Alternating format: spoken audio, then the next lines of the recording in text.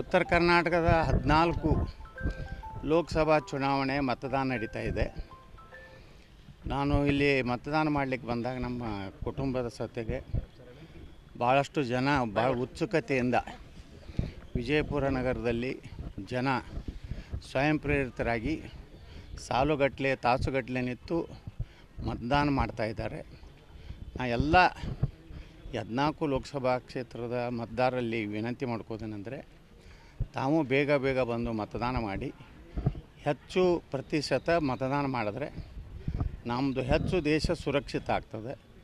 ಸುರಕ್ಷಿತ ಭಾರತ, ಸುರಕ್ಷಿತ ಸನಾತನ ಧರ್ಮ, ಸುರಕ್ಷಿತ ನನ್ನ ಮನೆ, ಈ ಮೂರೂ ವಿಚಾರ ಇಟ್ಟುಕೊಂಡು ಮತ್ತೊಮ್ಮೆ 3ನೇ ಬಾರಿಗೆ ನಮ್ಮ ದೇಶದ ಪ್ರಧಾನಿಯಾಗಿ ಶ್ರೀ ನರೇಂದ್ರ ಮೋದಿಯವ್ರನ್ನ ಆಶೀರ್ವಾದ ಮಾಡಲಿಕ್ಕೆ ತಾವೆಲ್ಲ ಯಾವುದೇ ಕೆಲಸ ಇದ್ದರೂ ಒತ್ತಡ ಇದ್ದರೂ ಬಿಟ್ಟು ದಯವಿಟ್ಟು ಪೋಲಿಂಗ್ ಬೂತಿಗೆ ಬನ್ನಿ. ನಿಮ್ಮ ಅಮೂಲ್ಯವಾದಂಥ ಮತವನ್ನು ಹಾಕೋದ್ರ ಮೂಲಕ ನಮ್ಮ ದೇಶವನ್ನು, ನಮ್ಮ ಸನಾತನ ಧರ್ಮವನ್ನು, ನಮ್ಮ ಮನೆಯನ್ನು ಉಳಿಸೋಲಿಕ್ಕೆ ತಾವೆಲ್ಲ ಇದೊಂದು ಅಮೂಲ್ಯ ಅವಕಾಶ, ಮತ ಹಾಕ್ಬೇಕಂತೇಳಿ ಕಳಕಳಿಯಿಂದ ಎಲ್ಲರಲ್ಲಿ ಪ್ರಾರ್ಥನೆ ಮಾಡ್ಕೊಳ್ತೀನಿ. ಅದೇ ಈಗ ಬೇಗನೆ ನಮ್ಮ ಜನ ಈಗ ಬಿಜಾಪುರ ನಗರದಲ್ಲಿ ಅಂತರೂ ಬೆಳಗ್ಗೆಯಿಂದಲೇ ಸುಮಾರು 6:30ದಿಂದಲೇ ಮತದಾನ 6:30ಗೆ ಬಂದು ಈ ಬೂತ್ ಮುಂದೆ ನಿಂತಿದ್ದಾರೆ.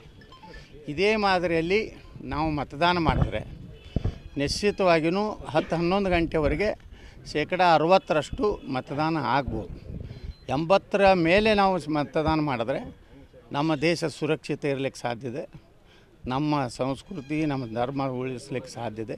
ಅದಕ್ಕೆ ಮತದಾರರಲ್ಲಿ ನಾನು ಎಲ್ಲರಿಗೂ ವಿನಂತಿ ಮಾಡ್ಕೋತೀನಿ, ದಯವಿಟ್ಟು ಯಾವ ಬಿಸಿಲನ್ನು ಲೆಕ್ಕಿಸದೆ ಸಾಯಂಕಾಲ 6 ಗಂಟೆ ಒಳಗಾಗಿ ಏನೊಂದು ಬಾರ್ಡರ್ ಫಿಕ್ಸ್ ಮಾಡಿರ್ತಾರೆ, ಸುಣ್ಣದ ಗೆರೆ, ಅದರೊಳಗೆ ಬಂದು ನಿಂತರೆ ರಾತ್ರಿ 10 ಆದ್ರೂ ಮತದಾನಕ್ಕೆ ಮಾಡಲಿಕ್ಕೆ ಅವಕಾಶ ಇದೆ. ದಯವಿಟ್ಟು ಬಂದು ಮತ ಹಾಕಿ ಅಂತೇಳಿ ಮತ್ತೊಮ್ಮೆ ಕಳಕಳಿಯಿಂದ ಪ್ರಾರ್ಥನೆ ಮಾಡ್ಕೊತೀನಿ. ಟ್ರೆಂಡ್ ಅಂತರೂ 14 ಲೋಕಸಭೆಯಲ್ಲಿ ನಾನು ಸುಮಾರು 13 ಲೋಕಸಭೆಗಳನ್ನು ಅಡ್ಡಾಡಿದ್ದೀನಿ.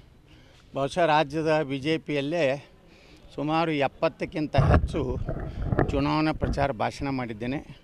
ಜನ ಸ್ವಯಂ ಪ್ರೇರಿತರಾಗಿ ನರೇಂದ್ರ ಮೋದಿಯವ್ರ ನೇತೃತ್ವಕ್ಕಾಗಿ, ದೇಶದ ಉಳಿವಿಗಾಗಿ ಜನರ ಭಾವನೆ ಇದೆ. ಇವು ಯಾವ ಗ್ಯಾರಂಟಿಗಳು ಶಾಶ್ವತ ಅಲ್ಲ. ನರೇಂದ್ರ ಮೋದಿ ಮತ್ತು ದೇಶದ ಗ್ಯಾರಂಟಿನೇ ಒಂದೇ ಗ್ಯಾರಂಟಿ ಶಾಶ್ವತ. ಯಾರು ರೀ ಟಫು? ಇದು ಅಪಪ್ರಚಾರ. ಇದು ಏನಂದರೆ ಇದು ಗ್ಯಾರಂಟಿ ಕೊಟ್ಟಿವಿ ಅಂತೇಳಿ ಅದರಿಂದ ಏನೂ ಆಗೋದಿಲ್ಲ. ಜಾಗೃತ ಅದಾರ ಮತದಾರ.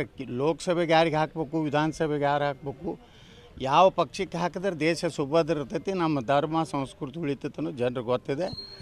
ಆ ಕಾರಣದಿಂದ ಇವತ್ತು ಜನರು ಭಾಳ ಏನು ಗುಪ್ತವಾಗಿ ಮತದಾನ ಮಾಡ್ತಾಯಿದ್ದಾರೆ. ರೇವಣ್ಣವರು ಅರೆಸ್ಟ್ ಆಗಿದ್ದಾರೆ.